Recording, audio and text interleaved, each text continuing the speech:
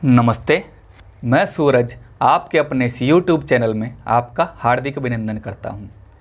आज की वीडियो में हम जानेंगे वाल्मीकि रामायण में श्री राम जी के द्वारा लक्ष्मण जी को भी अपने साथ वन जाने की अनुमति देना और श्री राम लक्ष्मण द्वारा धन का दान।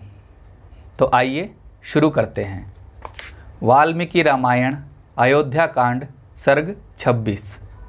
लक्ष्मण को भी अनुमति देना। श्री राम और सीता जी के इस प्रकार संवाद आरंभ होने से पूर्व ही लक्ष्मण वहां पहुंच गए थे। इस संवाद को सुनकर उनकी आंखों में आंसू भर आए। इस दुख को सहने में असमर्थ लक्ष्मण ने भाई के चरणों का गाढ़ आलिंगन कर महायशस्वी सीता और महाव्रतधारी श्री राम से कहा, यदि आपने सिंह और हाथियों से युक्त वनों में जाने का निश्चय कर ही लिया है तो मैं धनुष धारण कर आपके आगे आगे चलूँगा।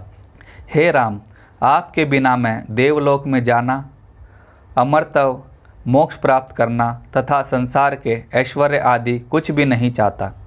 वनवास के लिए दृढ़ निश्चयी लक्ष्मण के इस प्रकार कहने पर श्री राम ने उन्हें अनेक प्रकार समझाया और वन जाने से रोका तो लक्ष्मण जी बोले, हे भाई, आपने मुझे तो पहले ही वन जाने की स्वीकृति दे दी थी, फिर आप मुझे क्यों रोक रहे हैं।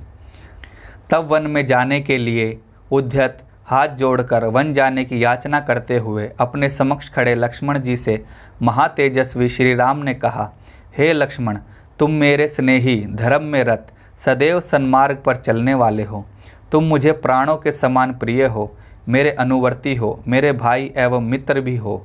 अतः तुम्हारे मेरे साथ चलने से मुझे सब प्रकार लाभ ही होगा, परंतु यदि तुम मेरे साथ वन को चल दिए तो यहाँ यशस्विनी माता कौशल्या और सुमित्रा की सेवा कौन करेगा।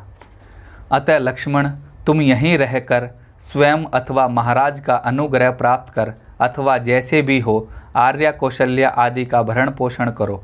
मेरे इस उचित आदेश का पालन तुम्हें करना ही चाहिए।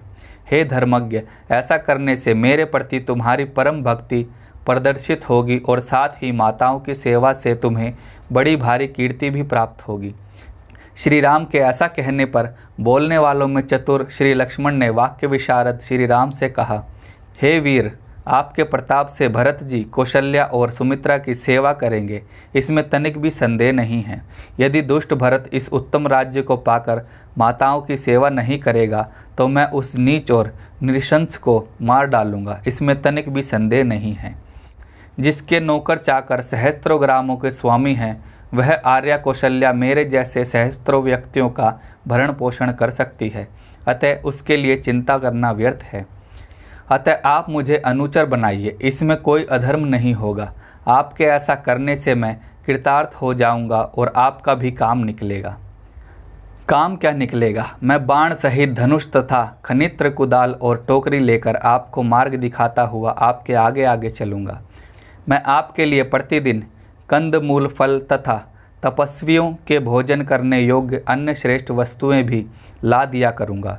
श्री राम लक्ष्मण के इन वचनों को सुन अति प्रसन्न हो उससे बोले, हे लक्ष्मण, जाओ अपनी माता और सुहजनों से वन गमन की आज्ञा ले आओ।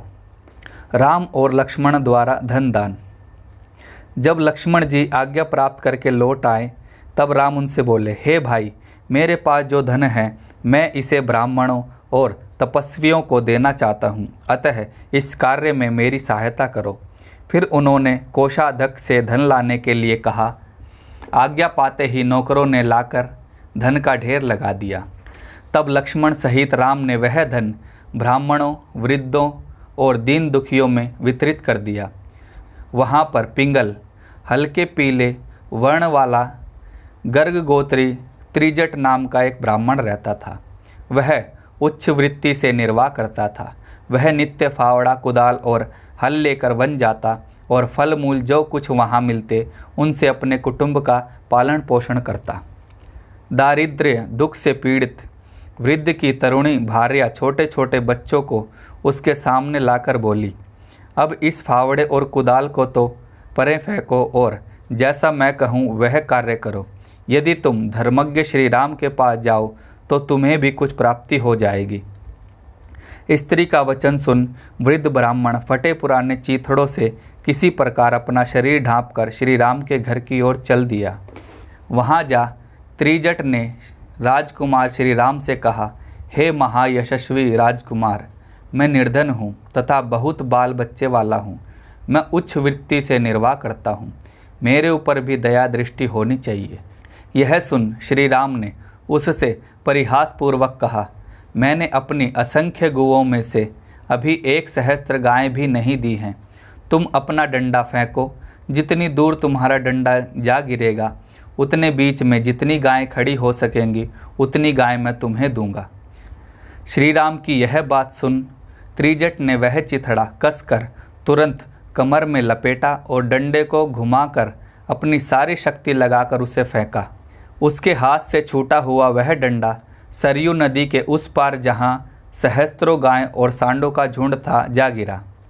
श्री राम ने उस ब्राह्मण को गले से लगाया और सरयू के किनारे तक की उन सब गौओं को गोपालों के द्वारा त्रिजट के आश्रम में भिजवा दिया।